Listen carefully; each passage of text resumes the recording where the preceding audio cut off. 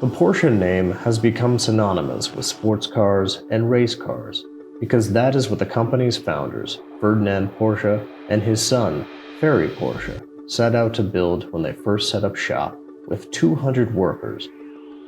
On that date, June 8, 1948, a hand-built aluminum prototype labeled Number 1 becomes the first vehicle to bear the Porsche name.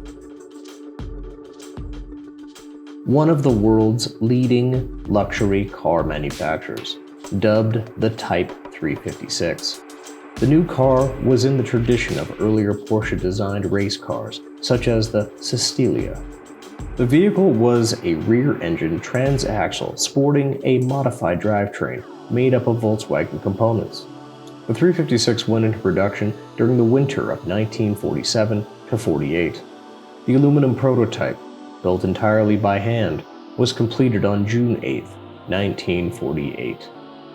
The first 52 cars were built in a small garage in Austria. Porsche 356/1, the Roadster, was powered by a 35 horsepower 1.1-liter air-cooled flat-4 engine.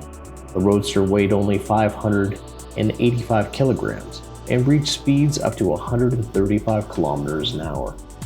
All 356 generations were available in open-top versions, the Cabriolet, Speedster, and Roadster.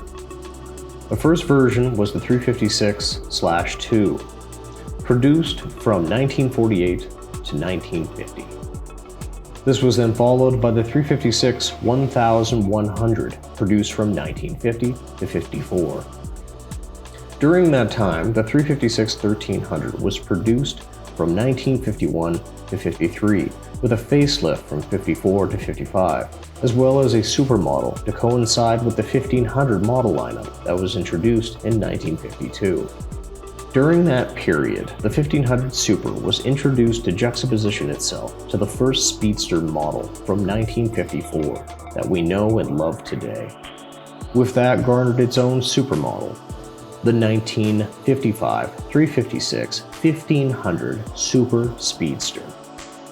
After the success of the 356, Porsche went on to produce 356A, B, and C model variants from 1956 to 65. The engine started out with 35 horsepower and gradually increased to 130 horsepower with the 356B2000 GS Carrera. Ferry had helped build and grow the new company and was instrumental in designing the 356.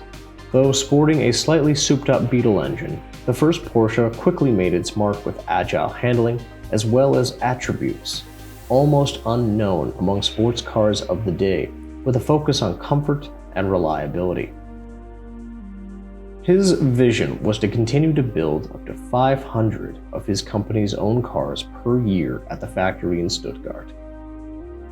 Over the next 2 decades, the company would build more than 78,000 vehicles.